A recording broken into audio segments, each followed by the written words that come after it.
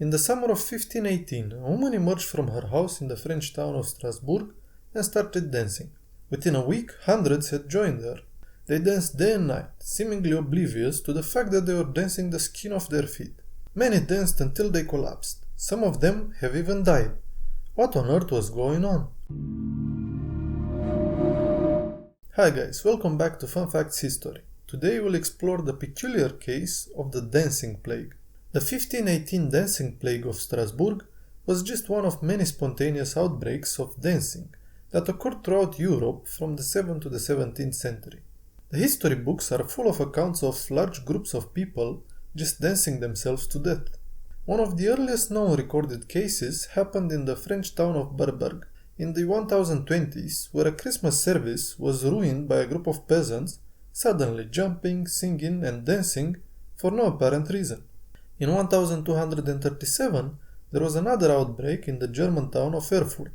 On this occasion, a large group of children took it upon themselves to leap and dance the 20 miles to the nearby town of Arnstadt, much to the bafflement of the residents of both towns. Many believe this was the origin of the Pied Piper of Hamelin's story. The outbreaks continued to pick up pace throughout the 13th century, most notably in 1278, where the dancing antics of about 200 peasants on a bridge over the river Meuse caused it to collapse, leading to many casualties. The 14th century saw further outbreaks of dancing mania, by far the biggest being in the German town of Aachen in Germany in 1374, that spread like wildfire across the country, reaching as far as Italy and Luxembourg. The following 2 years saw outbreaks occur in France, Germany and the Netherlands. The dancing craze hit the town of Augsburg in 1381, and in 1428 the plague reached Switzerland with outbreaks in Zurich and Schaffhausen that claimed the life of a monk.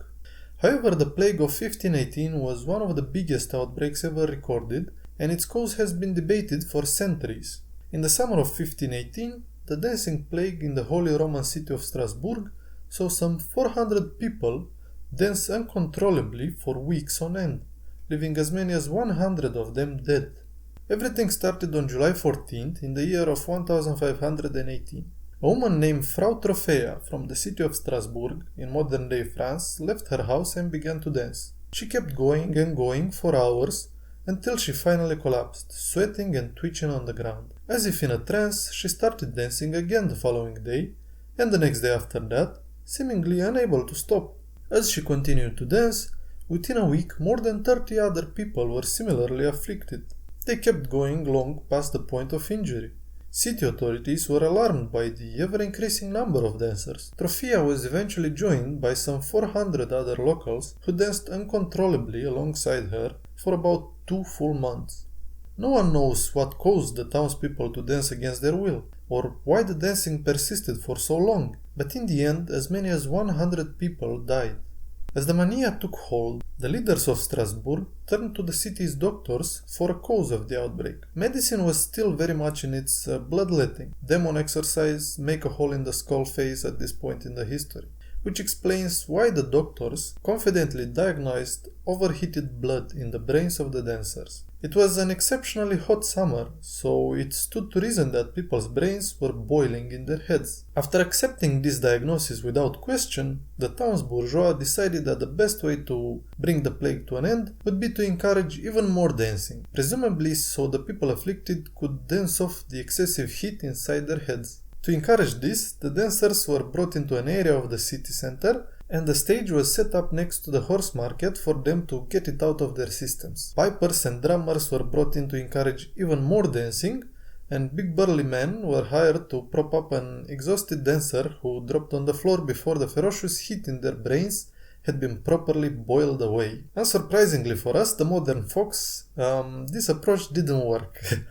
With the dancers showing no signs of stopping, the city leaders arrived at the conclusion that they had made a mistake by turning the city center into an open-air dance hall. They decided that the plague was in fact caused by that classic one-size-fits-all explanation of the time, the wrath of God. Bearing that in mind, a new approach was required. In a radical turn, music and dancing were banned in favor of a period of penitence. The poor unfortunate souls afflicted by the plague didn't notice the change in the policy and carried on dancing away on their crippled and bloody feet. With the ban being universally ignored, it was decided that the dancers should be taken to a nearby shrine dedicated to Saint Vitus. At the time, Saint Vitus was seen as a rather vengeful saint who was known to throw down a dancing curse on those who displeased him. To appease Saint Vitus, each dancer was forced into a pair of red shoes for reasons unknown and made to dance around the saint statue in a nearby grotto.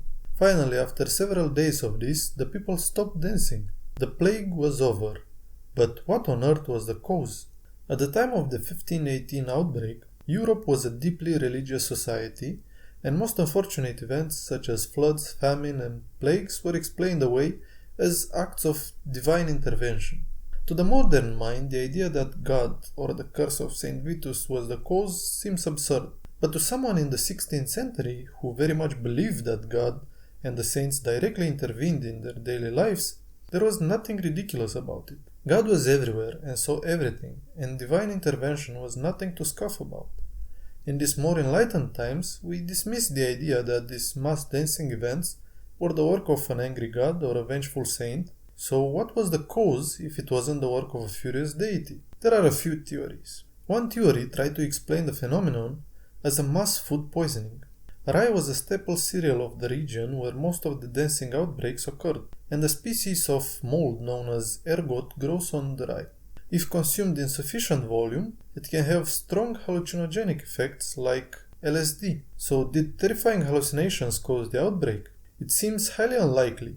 Ergot is usually killed off quite quickly in the stomach and only becomes a problem if ingested over a long period of time, leading to an affliction called ergotism. Unless stomach ulcers are present, it's quite difficult for ergot to enter the bloodstream. While many people in the 16th century Europe were malnourished and thus in danger of suffering from ulcers, it's highly unlikely they were present in sufficient numbers to cause mass hallucinatory outbreaks. The most plausible explanation is that the plague was caused by a form of mass hysteria. The people of the region already had it in their heads that God was displeased with them, and that made them very open to suggestion. These were people who had just come through several terrible years of Black Death and starvation that had left them highly stressed and incredibly superstitious. Seeing other people dancing and being told by those in charge that they were doing it because God wasn't happy with them could have led others to join in for fear that not doing so would make their lives even worse.